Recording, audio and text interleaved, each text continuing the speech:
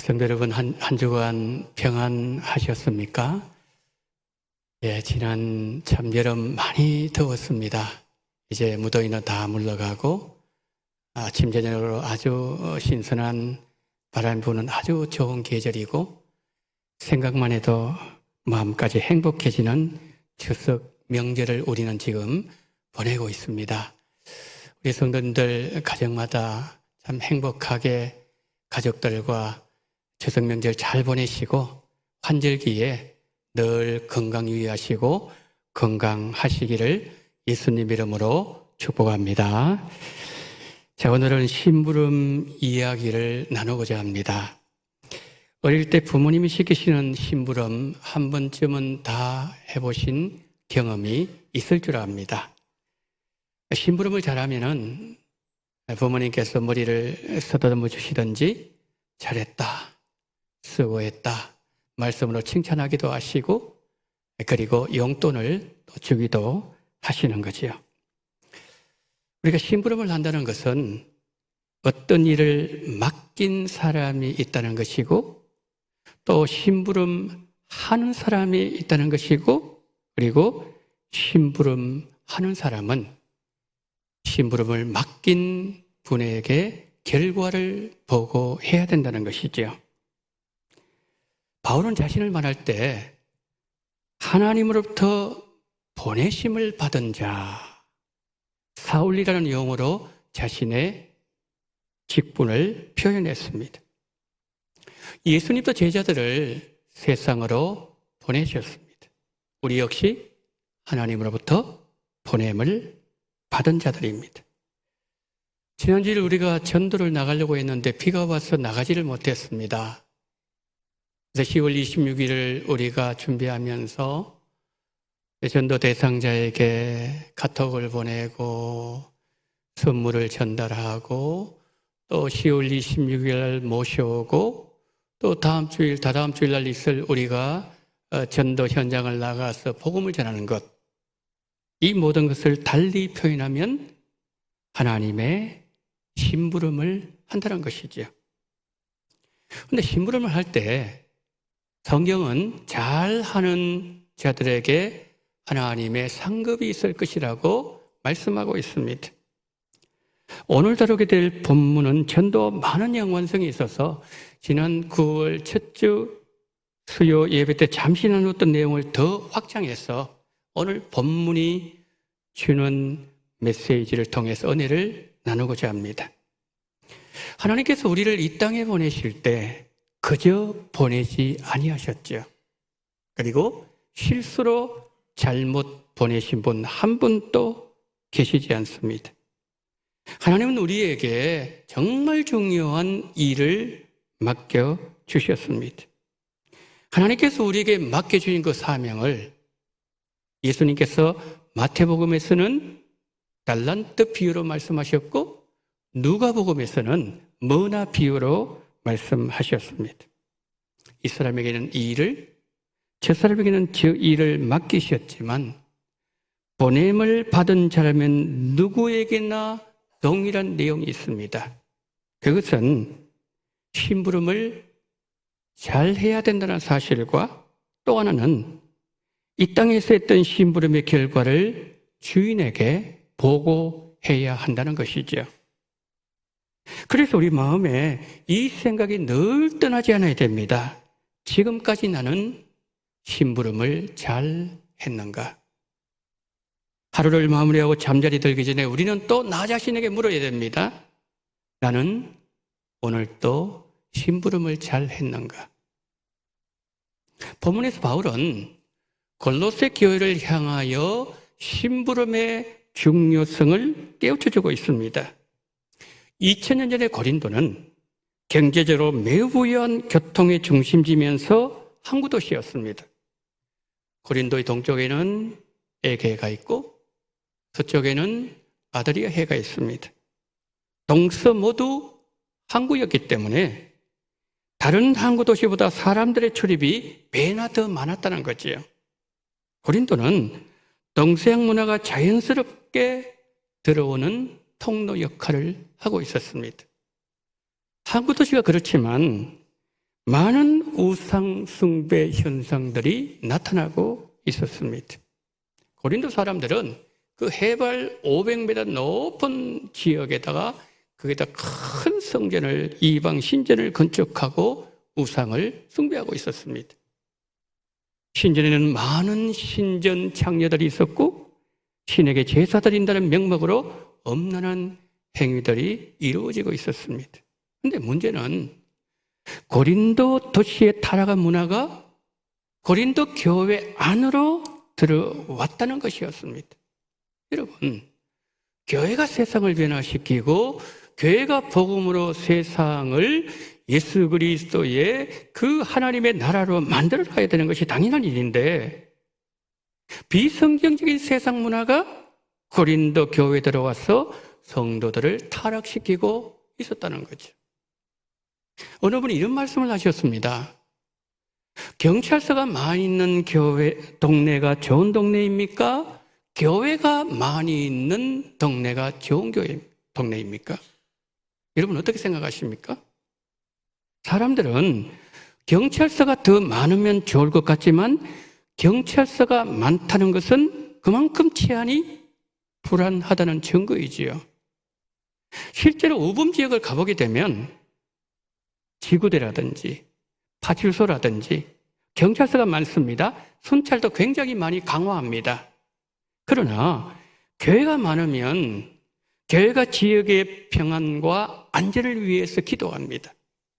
예수님 알지 못하는 이들에게 복음을 전합니다. 그러면 그 사람들의 마음에 복음이 처음부터 완전히 다 들어가진 않지만은 조금씩 변화가 일어나게 된다는 거죠. 그러면 범죄율은 낮아질 것이고 주민들은 안전한 환경에서 생활할 수 있다는 거죠. 자, 우리 원동교회가 지역사회에 복음을 열심히 전해서 우리 주변에 범죄가 사라지고 사람들의 삶이 평안해지고 얼굴에는 여유로움과 웃음꽃이 피고 살기 좋은 동네로 변하고 하나님이 함께 하시는 은혜가 나타나야 한다는 것이죠.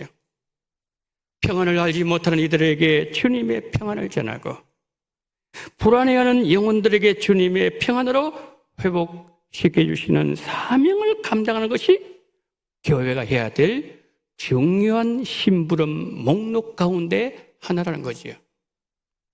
오늘 본문에서 바울은 성도의 신앙생활을 다름질로 비유하고 있습니다. 본문 26절 한번 보실까요? 우리 다 함께 합독합니다. 시작. 그러므로 나는 다름질하기를 향방 없는 것 같이 아니하고 싸우기를 허공을 치는 것 같이 아니하며. 자, 저기 보시면은 나는 다름질하기를 향방 없는 것 같이 아니하고 어떤 뜻입니까? 방향이 중요하다는 걸 말씀하고 있는 것이죠. 이런 마라톤에서 속도가 얼마나 중요합니까? 그러나 속도도 중요하지만 더 중요한 것은 방향이에요. 속도에 집착하다 보면 방향감을 놓칠 수가 있다는 거죠. 바울이 바른 방향을 신앙의 원리로 제시하면서 자신의 삶 역시 바른 방향을 향하여 달려간 삶이었다 라고 고백하고 있습니다. 빌립보서 3장 13절 14절 함께 합독하실까요? 형제들아 나는 아직 내가 잡은 줄로 여기지 아니하고 오직 한 일 즉 뒤에 있는 것은 잊어버리고 앞에 있는 것을 잡으려고 푯대를 향하여 그리스도 예수 안에서 하나님이 위에서 부르신 부름의 상을 위하여 달려가노라. 아멘. 지금 바울이 어떤 얘기를 하고 있죠? 바울의 평생 목표는 하나였습니다. 푯대만 바라보면서 달리는 것이었어요. 저기서 말씀하는 푯대는 결성점에 높이 세워진 기둥을 말하는 거죠. 바울은 사역이 형통하고 잘 될 때도 그 사역의 좌절의 시간에도 푯대만 바라보고 달리고 또 달렸던 것은 푯대만 바라보면서 하나님을 향하는 자들에게 하나님이 주시는 상이 있다는 것을 믿고 있었기 때문이죠. 바울이 푯대를 향하여 달렸다는 말은 하나님이 정해놓으신 기준, 하나님이 정해놓으신 그 방식을 따라서 믿음의 경주를 했다는 것이고 신앙생활을 했다는 것이고 하나님을 믿었다는 것이고 복음을 전했다는 말이지요. 달리 표현하면 바울은 심부름을 잘 하는 사도였다는 것이지요. 여러분, 심부름의 내용이 크든 작든 진정으로 중요한 것은 얼마나 심부름을 잘 하고 있는가. 우리를 보내신 예수님의 마음은 거기에 모아져 있다는 것이지요. 따라서 앞에서 말씀드렸던 것처럼 우리 마음이 이 생각이 떠나지 않아야 됩니다. 나는 지금까지 심부름을 잘했는가? 하루를 마무리하고 잠자리에 들기 전에 우리는 또 나 자신에게 물어야 됩니다. 나는 오늘 또 심부름을 잘했는가? 심부름을 보낸 분은 심부름하는 사람이 메시지를 그대로 전달하는가? 거기에 관심이 집중되어 있다는 거지요.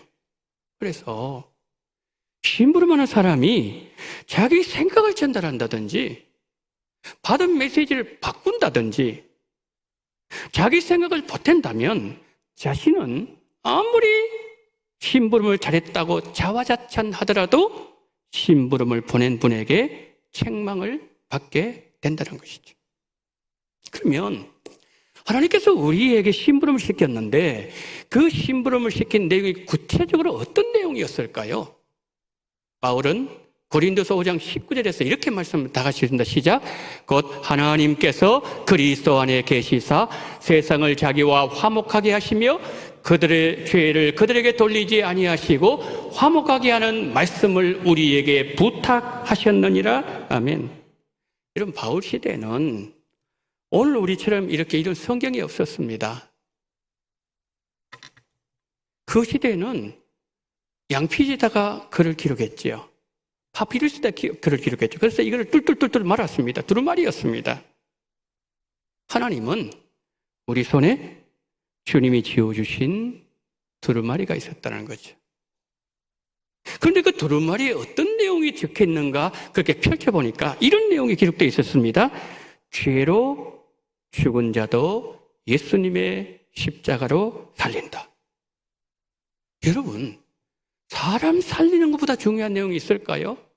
이건 매우 중요한 내용이었다는 거죠. 그러면 하나님은 정말 하나님께서 명령하실 때 100% 순종하는 천사들에게 맡게 될 터인데 불순종을 더 많이 하는 우리에게 맡겼다는 거예요. 여러분, 하나님은 그만큼 우리를 신뢰한다는 거예요. 우리를 믿어주신다는 거죠. 죄로 인해서 죽었고 하나님과 원수된 우리를 예수님의 십자가로 화목하게 되었다는 말씀이 기록된 두루마리를 우리에게 쥐어주시면서 하나님 우리를 이 땅에 파송했다는 거죠. 이 예배에 부르심 받은 우리 성도님들 직장에서 사업장에서 다 직함이 있습니다. 팀장님도 여기 계시고요. 과장님도 계실 거고 CEO도 계시고 직원분도 계실 것이고 부장님도 이사님도 계실 겁니다. 여러분, 이 직함은 누가 준 거죠? 내가 다니는 회사에서 준 거죠. 그러면 하나님이 우리에게 주신 직함이 있는데 그 직함이 뭘까요? 천국 파송 선교사예요. 우리가 매주일 드리는 주일 예배도 세상을 향해서 두루마리를 들고 나가기 전에 드리는 파송 예배라는 거죠. 하나님 이 땅에 우리를 보내실 때 이렇게 부탁하셨습니다. 심부름 잘하고 오너라. 그런데 우리가 가만히 생각해 보면 이 땅에서 우리의 삶은 매일 심부름하는 삶이에요. 회사가 나에게 맡긴 일은 회사가 나에게 심부름을 시킨 것이나 다름없다는 거죠. 우리가 이 땅을 살아갈 때 회사가 나에게 시키는 심부름에 너무 집중하고 사장님이 맡겨주신 일을 너무 중심시하다가 하늘 주인의 심부름을 잊어버린다든지 소홀히 한다면 하나님은 그 사람을 기뻐하지 않으실 것입니다. 나를 무한대로 신뢰해 주시고 나를 전적으로 믿어주신 하나님께서 심부름 하나 부탁하시면서 나를 이 땅에 보내셨고 심부름 잘하라고 가정도 주셨고 물질도 주셨고 직장도 주셨고 건강도 주셨고 필요한 모든 것을 주셨는데 사장님 심부름은 잘했습니다. 회사에 나에게 맡겨진 심부름은 열심히 했는데 정작 가장 중요한 하나님께서 부탁하신 심부름은 잊어버렸다면 세상 심부름 하느라고 가장 중요한 심부름에 게을렀다면 이 땅에 우리가 언젠가 우리 삶을 마감하고 하나님 앞에 섰을 때에 하나님 이렇게 묻지 않으실까요? 너 뭐 하다가 왔냐? 두루마기 정말 잘 전달했느냐? 하나님께서 물으실 것이라고 바울은 우리에게 말씀해주고 있죠. 여러분 달란트 비유에서 종이 주인과 결산하는 날이 있었다고 말씀했죠. 우리에게도 이 땅의 심부름을 얼마나 잘 했는지 결산할 날이 온다는 말씀이지요. 그날은 내 인생의 결산의 날입니다. 근데 우리는 매일 결산을 준비해야 됩니다. 여러분 감사노트 잘 쓰고 계시지요? 피택자들 이제 제가 감사노트를 쓰라 그러면서 해가지고 이제 2권을 받았나요? 받았어요. 보니까 다 제가 읽어봤어요. 이렇게 한 분 한 분 읽어보니까 참 매일매일 감사하는 그 모습을 제가 볼 수 있었는데 제 방에 이만큼 있어요 지금. 그런데 제가 한 번은 이 감사노트를 쓰다가 깜빡을 한 거예요. 그래 딱 한 번 있었어요. 깜빡했어요. 보니까 나흘치인가 지나가 버렸어요. 그래서 나흘에 내가 무슨 감사할 일이 있었지 하면서 제가 계속 돌려가면서 참 아주 어렵게 감사를 다시 완성한 적이 있었습니다. 오늘 아침에도 일찍 제가 제 사무실에 와서 설교를 준비하다가 감사노트를 아침에 기록을 했습니다. 참 감사할 내용이 너무 많았더라고요. 제가 뭘 말씀드리고 싶은가 하면은 우리는 하나님 앞에 해야 될 결산을 매일 해야 된다는 말씀이에요. 하루를 마치고 잠자리에 들기 전에 나는 하나님 심부름 잘했는가? 물어야 된다는 거지. 그런데 내가 나에게 질문했을 때에 혹시 마음에 걸리는 것이나 거리낌이 없어야 되는데 만약에 있다면은 하나님 다른 것에 너무 신경 쓰고 사장님 심부름 하느라고 진짜 중요한 심부름 하지 못했던 잘못을 용서해 주세요. 솔직하게 고백하면서 용서를 구해야 됩니다. 그리고 이제부터는 하나님이 부탁하신 심부름 내 인생의 최우선순위에 두고 심부름을 더 잘 감당해야 된다. 이것이 오늘 본문에서 바울이 우리에게 전하는 메시지인 거죠. 여러분 사도행전 27장을 보면 광풍 유로굴라에 바울이 탄 배가 휩쓸렸습니다. 난파돼야 되는데 배가 깨지지 않았어요. 왠지 아십니까? 로마에 바울이 심부름해야 될 두루마리가 바울의 손에 있었기 때문이지요. 그래서 사명자는 사명을 다할 때까지 죽지 않습니다. 여러분의 사업, 일터, 건강, 가정, 그리고 모든 것이 어디에 평안했던 것은 심부름 잘하라고 하나님께서 우리를 둘러싸고 있는 모든 환경을 하나님께서 지켜주셨다는 것이지요. 그럼 바울은 16절에서 어떻게 말합니까? 이 사명이 너무 귀하기 때문에 이 심부름 잘하지 않고 게으름을 피운다든지 다른 일에 더 신경을 쓴다든지 전달해야 될 두루마리를 버렸다든지 그리고 두루마리를 전달하지 않고 손에 쥐고서 주님을 다시 만난다면 바울은 본문에서 이렇게 말합니다. 하나님의 화가 있을 것이다. 너무 귀하기 때문이라는 거죠. 저는 한번 계산해 봤습니다. 하루에 두루마리 하나, 그러니까 쉽게 말씀드리면 복음을 한 섭에 증거했다면은 제가 80년을 계산해 봤습니다. 80년. 이 두루마리가 복음 전하는 횟수가 29,000번이더라고요. 하나님이 우리에게 이 많은 두루마리를 주셨는데 그 두루마리 지금 어디 있습니까? 여러분 댁에 거실에 쌓여 있습니까? 안방에 있습니까? 길에 버렸습니까? 이러면 선교사가 파송되면 선교사를 파송한 교회는 정말 열심히 기도합니다. 우리도 그러지 않습니까? 열심히 선교헌금하고 정말 기도 많이 합니다.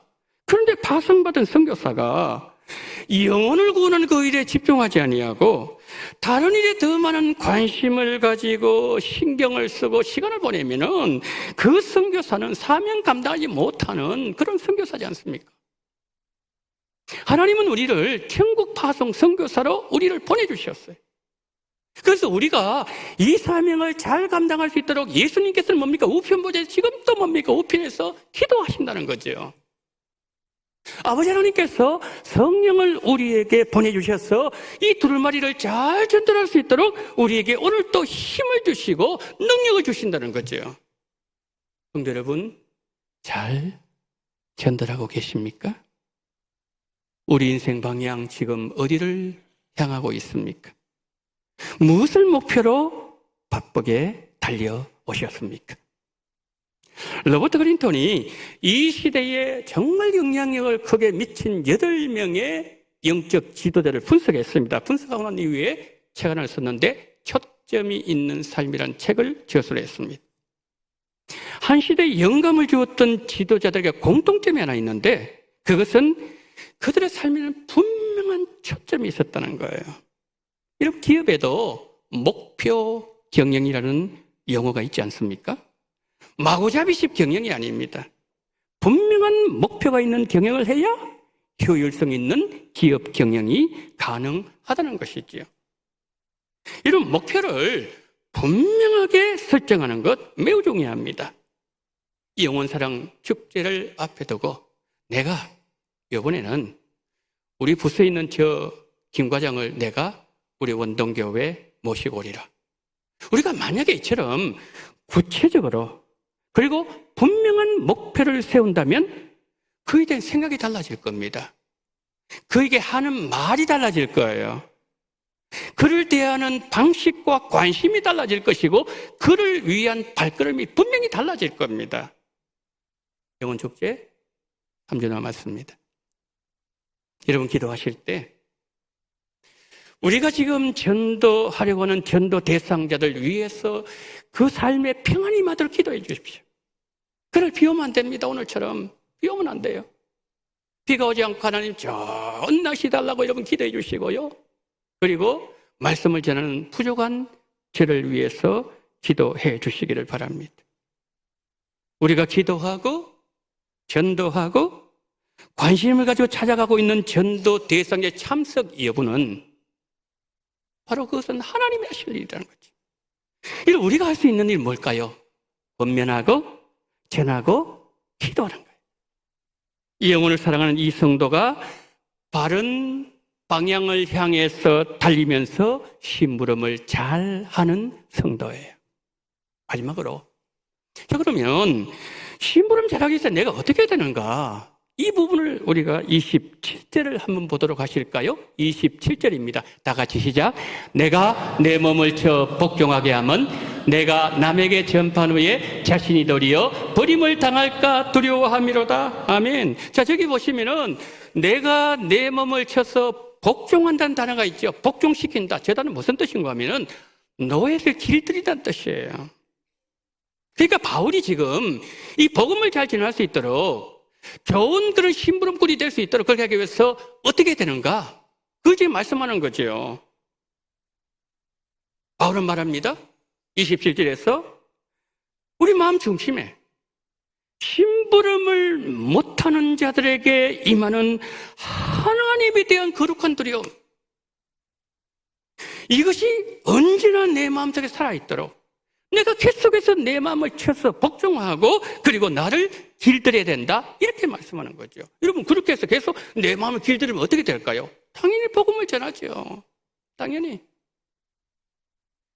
미국 네브라스카 주에 교회 한 집사님이 계셨다고 합니다. 이분은 의사신데 그런데 이분이 환자를 진료하는 꼭 하는 것이 하나가 있었다고 합니다. 그것은 복음을 전하는 거예요. 환자를 다 진료가 끝났어요. 이제 그 환자에게 이렇게 합니다. 계속 예수를 믿으세요. 복음을 전하고 막 이러니까 어느 한 환자가, 어느 고객이 이렇게 얘기를 하는 겁니다. 아니, 의사 선생님, 예수 전하는 게 그렇게 좋으세요?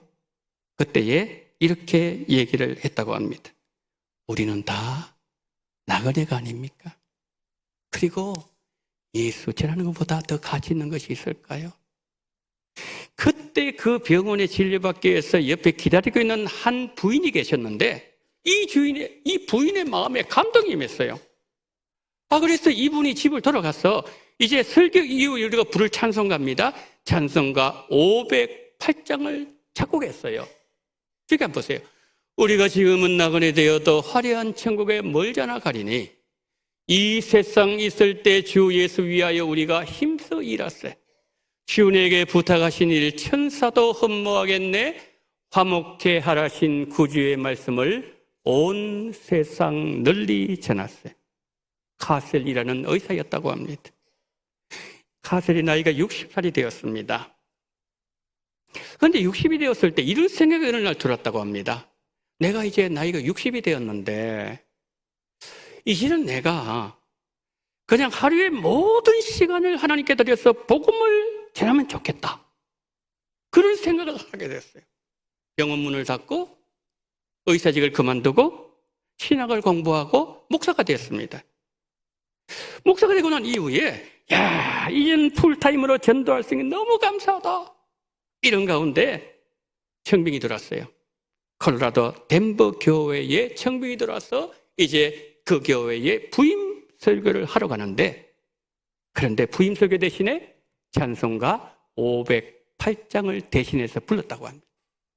설교를 마무리합니다. 여러분, 하나님은 우리가 이 땅에서 하나님의 심부름을 잘한 후에 천국에 입성하기를 원하십니다. 그런데 하나님의 심부름 굉장히 간단합니다.